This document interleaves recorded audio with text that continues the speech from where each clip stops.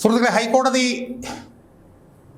അന്വേഷണത്തിന് ചുമതലപ്പെടുത്തിയിട്ടുള്ള special investigation team, പ്രത്യേക അന്വേഷണ സംഘം, ADGP ലോ ആൻഡ് ഓർഡർ ആയിട്ടുള്ള H. വെങ്കിടേഷിൻ്റെ നേതൃത്വത്തിലുള്ള അന്വേഷണ സംഘം അവരുടെ അന്വേഷണത്തിൻ്റെ രണ്ടാമത്തെ നിർണായകമായിട്ടുള്ളൊരു ഘട്ടത്തിലേക്ക് കടന്നിരിക്കുകയാണ്. ആദ്യഘട്ടമായിരുന്നു ഈ ഉണ്ണികൃഷ്ണൻ പോറ്റിയുമായി ബന്ധപ്പെട്ടിട്ടുള്ള അന്വേഷണം. ഉണ്ണികൃഷ്ണൻ പോറ്റി ഈ പെരുങ്കൊള്ളയിൽ നിർണായകമായിട്ടുള്ള സ്ഥാനം വഹിക്കുന്ന ഒരാളാണ് എന്നുള്ള കാര്യത്തിൽ യാതൊരു തർക്കവുമില്ല. അപ്പോൾ ഉണ്ണികൃഷ്ണൻ പോറ്റിയെ ഇപ്പോൾ അറസ്റ്റ് ചെയ്തു. അയാൾ അറസ്റ്റിലായിട്ട് 3-4 ദിവസങ്ങൾ കഴിഞ്ഞു. അയാൾ സ്വർണം എവിടെയൊക്കെ കൊണ്ട് വിറ്റു എന്നുള്ളത് സംബന്ധിച്ചും ആരൊക്കെയാണത് അതിൽ കൈകാര്യം ചെയ്തെന്നുള്ളത് സംബന്ധിച്ചിട്ടുള്ള അന്വേഷണത്തിൽ ഇപ്പോൾ SIT വ്യാപൃതരായിരിക്കുകയാണ്. അതിന് രണ്ടാം ഘട്ടം എന്നുള്ള നിലയിൽ അയാളെ ആരൊക്കെ ഇതിന് ദേവസ്വം ബോർഡിൽ നിന്ന് സഹായിച്ചു എന്നുള്ള നിലയിലേക്കുള്ള അന്വേഷണമാണ് ഇപ്പോൾ നടന്നുകൊണ്ടിരിക്കുന്നത്. അതുമായി ബന്ധപ്പെട്ടുകൊണ്ട് ഈ ഗൂഢാലോചന അന്വേഷിക്കണം എന്ന് ബഹുമാനപ്പെട്ട ഹൈക്കോടതി ഉത്തരവ് കൊടുത്തിട്ടുണ്ടായിരുന്നു. 2019 മുതൽ 2025 വരെ നടന്ന ഈ തട്ടിപ്പ് ഒരു വെൽ ഓർക്കസ്ട്രേറ്റഡ് ആയിട്ടുള്ള ഒരു ഗൂഢാലോചനയുടെ ഭാഗമാണ് എന്ന് പറഞ്ഞുകൊണ്ട് ക്രിമിനൽ ഗൂഢാലോചന അന്വേഷിക്കണം എന്ന് ഹൈക്കോടതി ആവശ്യപ്പെട്ടിരുന്നു. അതിൻ്റെ അടിസ്ഥാനത്തിൽ അന്വേഷണത്തിൻ്റെ രണ്ടാം ഘട്ടത്തിലേക്ക് കടന്നിരിക്കുന്നു. ആ ഘട്ടത്തിൽ വെച്ച് SIT എടുത്തിട്ടുള്ള ഏറ്റവും നിർണായകമായിട്ടുള്ള ഒരു തീരുമാനമാണ് ദേവസ്വം അഡ്മിനിസ്ട്രേറ്റീവ് ഓഫീസറായിട്ടുള്ള ശ്രീ മുരാരി ബാബുവിൻ്റെ അറസ്റ്റ്. മുരാരി ബാബുവിനെ ആദ്യം കസ്റ്റഡിയിലെടുത്തു. അദ്ദേഹത്തെ അറസ്റ്റ് ചെയ്തു. അതിപ്പോൾ 14 ദിവസത്തേക്ക് റിമാൻഡ് ചെയ്യാൻ വേണ്ടി പറഞ്ഞിരിക്കുകയാണ്. അദ്ദേഹത്തെ ഈ മുരാരി ബാബുവിൻ്റെ ചോദ്യം ചെയ്യൽ ഇപ്പോൾ നടന്നുകൊണ്ടിരിക്കുന്നു. സുഹൃത്തുക്കളെ, ഞാൻ ഈ വീഡിയോയിലൂടെ ഇന്ന് എൻ്റെ പ്രേക്ഷകരുമായി ചർച്ച ചെയ്യാൻ ഉദ്ദേശിക്കുന്നത് ഈ മുരാരി ബാബു നടത്തിയിട്ടുള്ള ഗൂഢാലോചന എന്താണ് എന്നും ആരാണ് ഈ മുരാരി ബാബു എന്നും മുരാരി ബാബുവിൻ്റെ ബന്ധങ്ങൾ എന്തായിരുന്നുവെന്നും കൃത്യമായി എൻ്റെ പ്രേക്ഷകരോട് ചർച്ച ചെയ്യാൻ വേണ്ടിയിട്ടാണ് ഞാനിന്ന് ഈ വീഡിയോയിലൂടെ ശ്രമിക്കാൻ പോകുന്നത്. സുഹൃത്തുക്കളെ, ഈ മുരാരി ബാബു ഈ ശബരിമലയിലെ ഈ പെരുങ്കൊള്ളയിലെ അതിനിർണായകമായിട്ടുള്ള ഒരു ഘടകമാണ് എന്നാണ് എനിക്ക് പ്രാഥമികമായി സൂചിപ്പിക്കാനുള്ളത്. ഈ തട്ടിപ്പ് നടന്ന ഗൂഢാലോചനയിലെ ഏറ്റവും നിർണായകമായിട്ടുള്ളൊരു കണ്ണിയാണ് ഈ ദേവസ്വം ബോർഡിലെ അഡ്മിനിസ്ട്രേറ്റീവ് ഓഫീസറായിട്ടുള്ള ശ്രീ മുരാരി ബാബു. അതെങ്ങനെയാണ് അയാൾ ഈ ഗൂഢാലോചനയിൽ പങ്കാളിയായത് എന്നാണ് ഇനി എൻ്റെ പ്രേക്ഷകരോട് ഞാൻ ചർച്ച ചെയ്യാൻ ഉദ്ദേശിക്കുന്നത്. സുഹൃത്തുക്കളെ, യഥാർത്ഥത്തിൽ ഈ തട്ടിപ്പിൻ്റെ തുടക്കം എന്ന് പറയുന്നത് 17/6/2019 ഉണ്ണികൃഷ്ണൻ പോറ്റി ദേവസ്വം എക്സിക്യൂട്ടീവ് ഓഫീസർക്ക് കൊടുത്ത ഒരു കത്താണ്. അതിലൂടെയാണ് ഈ ഗൂഢാലോചന ആരംഭിക്കുന്നത്.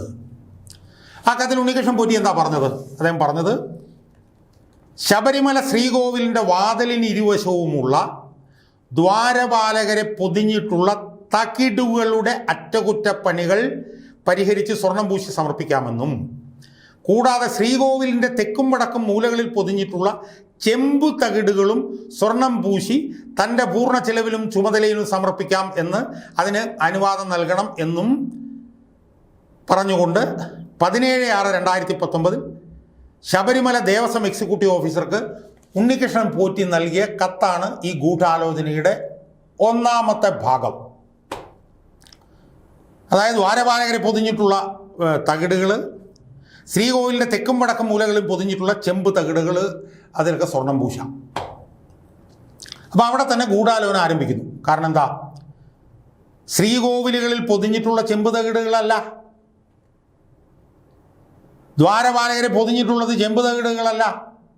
അത് 1998 പരമ്പരാഗതമായിട്ടുള്ള മാർഗങ്ങളിലൂടെ മല്ലയ്യയുടെ നേതൃത്വത്തിൽ 30 കിലോഗ്രാം സ്വർണം ഉപയോഗിച്ചുകൊണ്ട് ഈ സ്വർണം പൊതിയുകയാണ് ചെയ്തിട്ടുള്ളത്.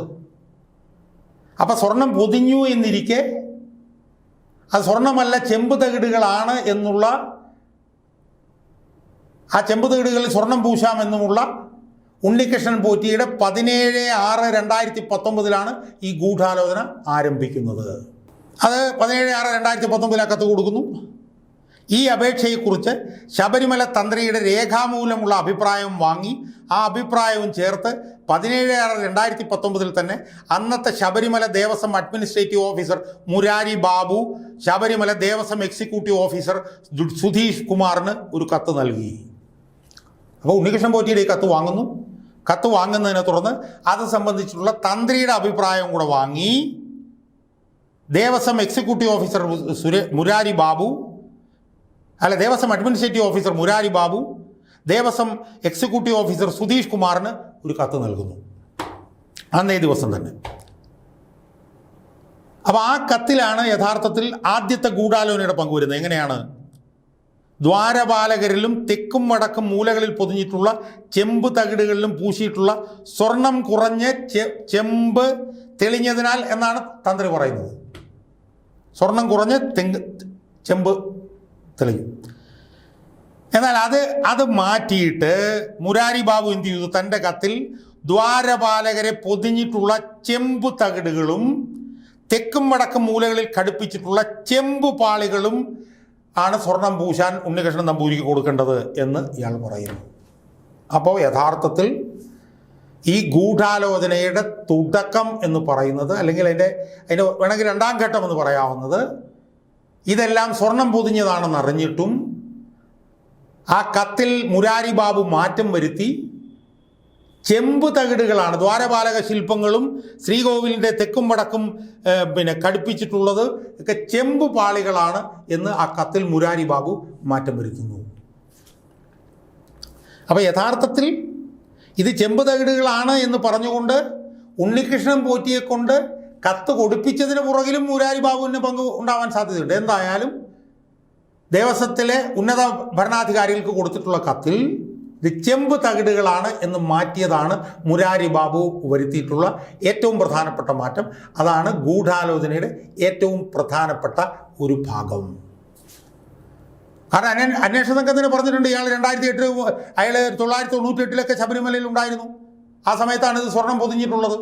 അപ്പോൾ ഈ ദ്വാരപാലക ശില്പങ്ങളും ഈ പറഞ്ഞതുപോലെ തെക്കും വടക്കും മൂലയിലുള്ള തെക്കും വടക്കും മൂലയിലൊക്കെ സ്വർണം പൊതിഞ്ഞിട്ടുള്ളതാണെന്ന് കൃത്യമായി അറിയാവുന്ന ആൾ ആ സ്വർണം ആണെന്നുള്ളത് മാറ്റി ചെമ്പ് തകിടാണെന്ന് കത്ത് മുകളിലേക്ക് നൽകി.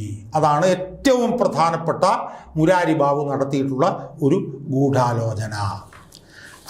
ആ കാര്യം അംഗീകരിച്ച് തന്നെയാണ് പിന്നീട് ദേവസ്വം ബോർഡ് ചെമ്പ് തകിടുകൾ എന്ന് പറഞ്ഞുകൊണ്ട് ഉത്തരവിറക്കുന്നതും ആ ചെമ്പ് തകിടുകളിൽ സ്വർണം പൂശാൻ വേണ്ടിയിട്ട് ഉണ്ണികൃഷ്ണൻ പോറ്റിയെ ഏൽപ്പിക്കുന്നതും ഉണ്ണികൃഷ്ണൻ പോറ്റി അത് സ്മാർട്ട് ക്രിയേഷൻസിൽ കൊണ്ടുപോയി അത് സ്വർണം പൂശി തിരിച്ചു കൊണ്ടിരുന്നതും അതൊക്കെ പിന്നീട് നടക്കുന്നതിൻ്റെ എല്ലാം തുടക്കം, ഈ ഗൂഢാലോചനയുടെ തുടക്കം എന്ന് പറയുന്നത് സ്വർണം പൊതിഞ്ഞിട്ടുള്ള ഭാഗങ്ങൾ ചെമ്പ് തകിടുകളാണ് എന്ന് പറഞ്ഞുകൊണ്ട് മുരാരി ബാബു ദേവസ്വം ബോർഡിന് കൊടുത്ത കത്തും അതിൻ്റെ അടിസ്ഥാനത്തിൽ അവർ ഇറക്കിയിട്ടുള്ള ഉത്തരവുമാണ്. അപ്പം മുരാരി ബാബുവാണ് ഈ ഗൂഢാലോചനയിലെ ഏറ്റവും നിർണായകമായിട്ടുള്ള ഏറ്റവും പ്രധാനപ്പെട്ട ഒരു കണ്ണി എന്ന് വരുന്നു.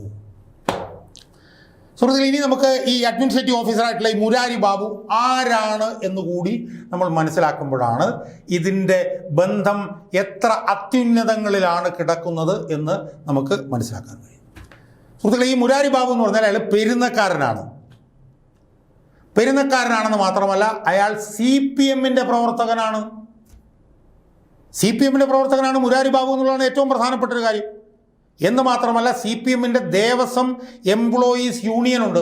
CPMൻ്റെ ദേവസ്വം എംപ്ലോയീസ് യൂണിയൻ അതിൻ്റെ പ്രസിഡന്റ് കൂടെ ആയിരുന്നു ഇയാൾ. അപ്പോൾ ദേവസ്വം എംപ്ലോയീസ് യൂണിയൻ എന്ന് പറഞ്ഞാൽ CPMൻ്റെ സംഘടനയുടെ അതിൻ്റെ പ്രസിഡന്റ് അല്ല, അതിൻ്റെ നേതാവ്, CPMൻ്റെ പ്രവർത്തകൻ, പെരുന്നക്കാരൻ. അതാണ് മുരാരി ബാബുവിൻ്റെ ഒരു ഭാഗം. മറുഭാഗത്ത് എന്താണ്? ഇയാൾ NSSൻ്റെ പ്രവർത്തകനാണ്, NSSൻ്റെ നേതാവാണ്, പെരുന്ന NSS കരയോഗം പ്രസിഡന്റായിരുന്നു ഇയാൾ. മാത്രമല്ല NSSൻ്റെ പ്രസിഡൻ്റായിട്ടുള്ള ശ്രീമാൻ G. സുകുമാരൻ നായരുടെ പതിറ്റാണ്ട് കാലമായിട്ടുള്ള വിശ്വസ്തൻ കൂടിയായിരുന്നു ഈ മുരാരി ബാബു. അപ്പോൾ CPMകാരനായിരുന്നു, CPMൻ്റെ സംഘടനാ നേതാവായിരുന്നു, പെരുന്നക്കാരനായിരുന്നു, NSS കരയോഗത്തിൻ്റെ പ്രസിഡന്റ്, പരുന്നയിലെ NSS കരയോഗത്തിൻ്റെ പ്രസിഡന്റായിരുന്നു, സുകുമാരൻ നായരുടെ വിശ്വസ്തനായിരുന്നു. ഇനി 10-30 വർഷക്കാലമായി ഇയാൾ സുകുമാരൻ നായരുടെ വിശ്വസനായിരുന്നുള്ളതിൻ്റെ ഒരു തെളിവും കൂടിയുണ്ട്. പതിറ്റാണ്ടുകൾക്ക് മുമ്പ് ദേവസ്വം ബോർഡിൻ്റെ പ്രസിഡൻ്റായിട്ടുള്ള ഒരു N. ഭാസ്കരൻ നായർ ഉണ്ടായിരുന്നു. ഒരു NSS നായർ സർവീസ് സൊസൈറ്റിയിൽ നിന്ന് NSSകാരനായിട്ടുള്ള ഭാസ്കരൻ നായർ. അയാൾ പ്രസിഡൻ്റായപ്പോൾ സുകുമാരൻ നായർ പ്രത്യേക താല്പര്യമെടുത്ത് ഈ പ്രസിഡൻ്റായിട്ടുള്ള N. ഭാസ്കരൻ നായരുടെ സെക്യൂരിറ്റി ആൻഡ് ഗൺമാനായിട്ട് നിയമിച്ച ആളാണ് മുരാരി ബാബു. എന്തിനാണ് അയാളെ നിയമിച്ചത്? ഈ ഭാസ്കരൻ നായർ NSSൽ നിന്നുള്ള ആളും ദേവസ്വം ബോർഡിൻ്റെ പ്രസിഡന്റ് ആയിരുന്നുവെങ്കിലും അയാളുടെ രഹസ്യ നീക്കങ്ങളെല്ലാം സുകുമാരൻ നായർക്ക് അറിയേണ്ടതുണ്ടായിരുന്നു. അതിനു വേണ്ടിയിട്ടാണ് ഭാസ്കരൻ നായരുടെ സെക്യൂരിറ്റി ഗൺമാനായിട്ട് ഇയാളെ നിയമിച്ചത്. അവസാനം 5 വർഷം കഴിഞ്ഞപ്പോഴത്തേക്കും ഇയാളെ TDBയിൽ തിരുവനന്തപുരം ദേവസ്വം ബോർഡിൽ അയാൾക്ക് സ്ഥിര നിയമനം നൽകി.